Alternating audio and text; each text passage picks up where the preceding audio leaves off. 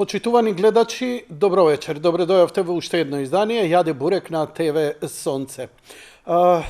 Обично овие денови јас сум на одмор, правам поголема пауза и ми беше планот такво нешто да направам, но имаше пар причини поради кои го прекинав и дојдов. Првиот беше поради пожарите, каде што, како што гледаме, малку и медиумите си легна на лежалки разноразни. Ситуацијата е прилично драматична и многу конфузни информации стигнуваат од сите страни. Мислам дека за вовет најдобро е за почеток да се слушнеме со Стојанче Ангелов, директорот за управување со Центарот за кризи. Ја претходно се слушнав со него. Сега се обидувам да стапам повторно во контакт. Во наредниве 60 на минути ќе се обидувам упорно. Оне ми рече дека иде некаде накај Кумановско, каде што можеби нема да има простор за покривање, мрежна покриеност, за да можеме да се слушнеме преку мобилниот телефон. Она што ако отворите, не отварајте еден портал, најтопло ви препорачувам, затоа што ќе се изгубите во информациите. А колку се тие информации, еве го, господинот Стојанче.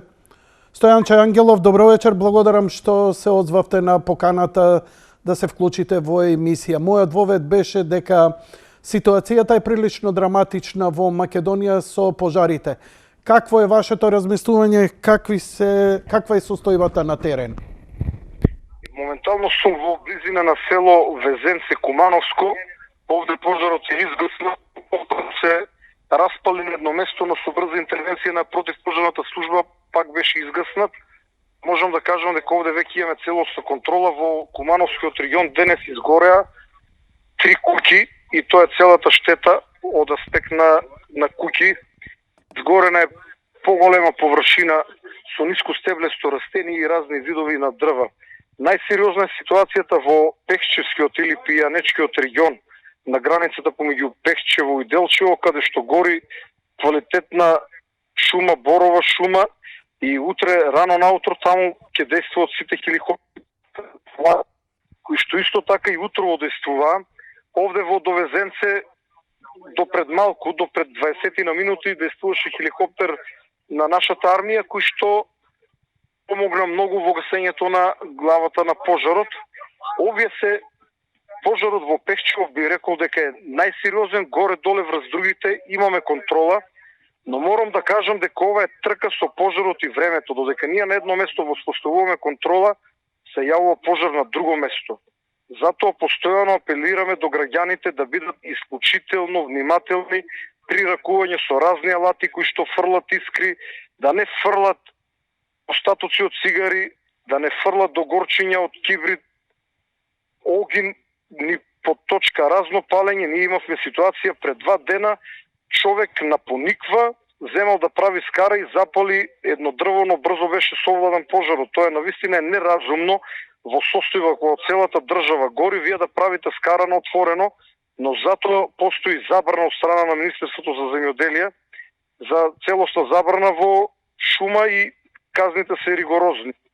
Воедно имаме индици дека одредени пожари се намерно запалени, МВР работи на откривање на строителите, на нив се закануваат сериозни казни. Значи, превенцијата е она што најмногу може да помогне.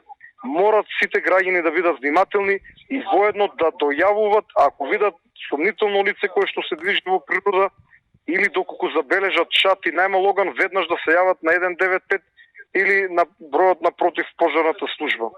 Што се случи во Охис, кажете ми?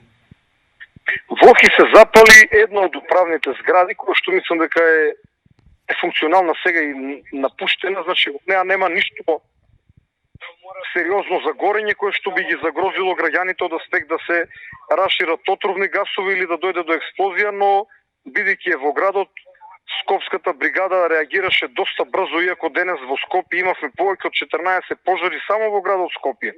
Но брзо успеаја да го стават под контрола и да го изгаснат. Бев на лице место, откако се увери дека пожарот е изгаснат, веднаш се упатив кон ова Кумановско село.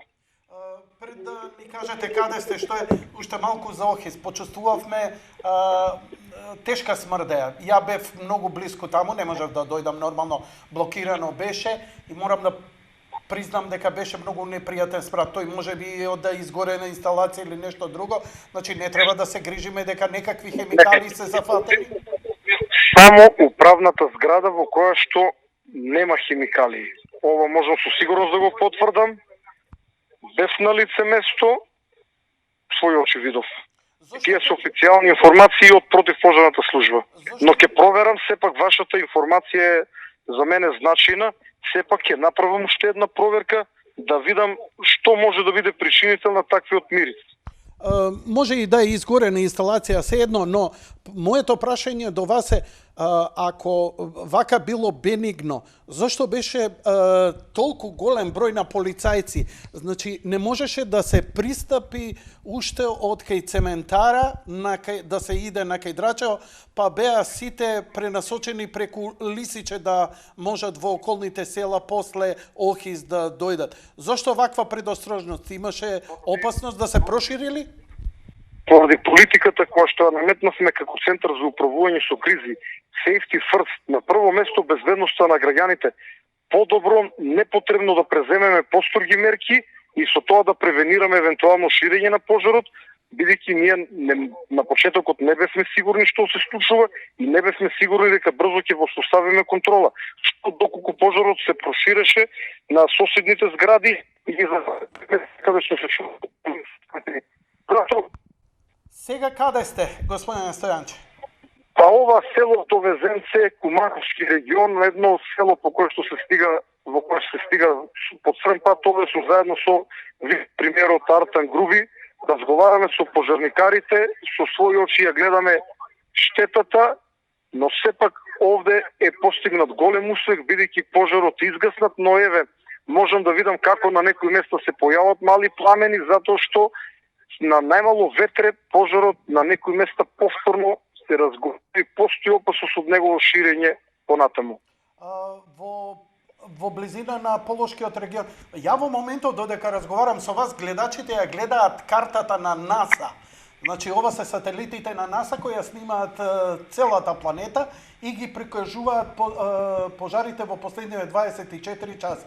Го гледаме тој во Берово Пекчево, што го спомнавте, ги гледаме тие во Куманово, но гледаме и негде, ако не се лажам, ова е на кај Кавадарци, Неготино, не Неготино. Кај Кавадарци, пожарот кај Кавадарци е нов. Од пред 1 сат ми се јави градоначалникот Митко Јанчев, тие таму се упатија, но е на тешко пристапен терен, бидејќи веќе беше доцна за пренасочување на хеликоптерите во таа насока, затоа што беше крај на денот.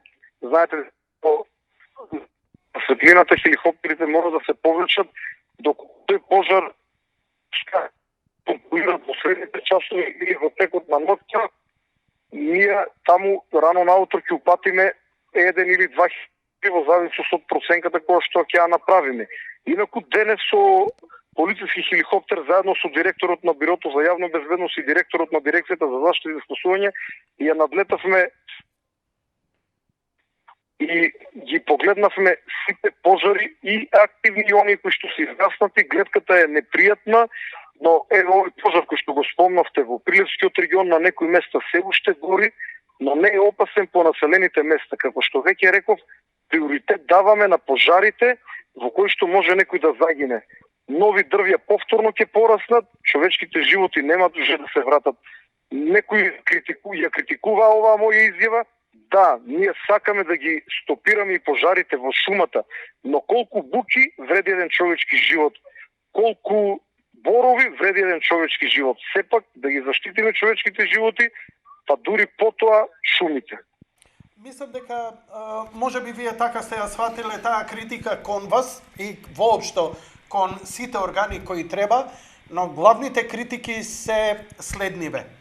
Несервисирани авиони, немање доволно техника, камиони за гасење пожар, неподготвеност и едноставно ние чекаме сега на некоја милост од Србија, од Словенија, од било каде да ни помогнат со некакви хеликоптери.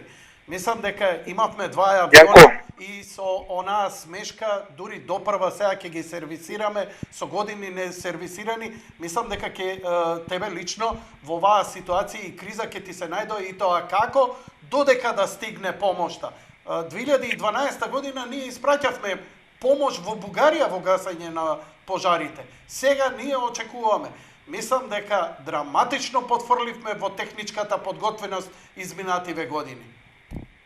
Јанко, Слушам. без да сакам да релативизирам, големата Турција, една од најмокните држави во светот, нема доволно летало да ги изгасне пожарите, но за жал кај нас ситуацијата е многу лоша, тоа го признавам, тоа е повеќе од очигледно, дури и самиот командант на противпожарната бригада постојано апелира дека му е потребна опрема, дека му се потребни луѓе. Тоа не е тајна во Македонија. Ние се соочуваме со овој проблем со децении наназад и една од моите мисии кога прифатив да бидам директор на Центарот за управување со криза беше токму тоа да се уреди целиот тој систем за управување со кризи кој што е полн со дупки.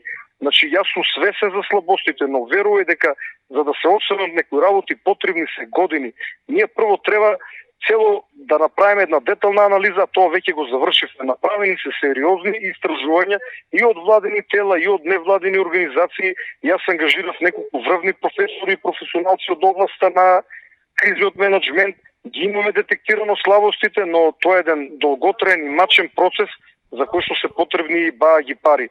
Но ова е една лекција која што верувам ќе ни ги отвори вратите да ги реализираме досега нереализираните работи, бидејќи штетата која што ние претрпуваме од пожарите е повеќе кратно повисоко од опремата која што би ја купиле.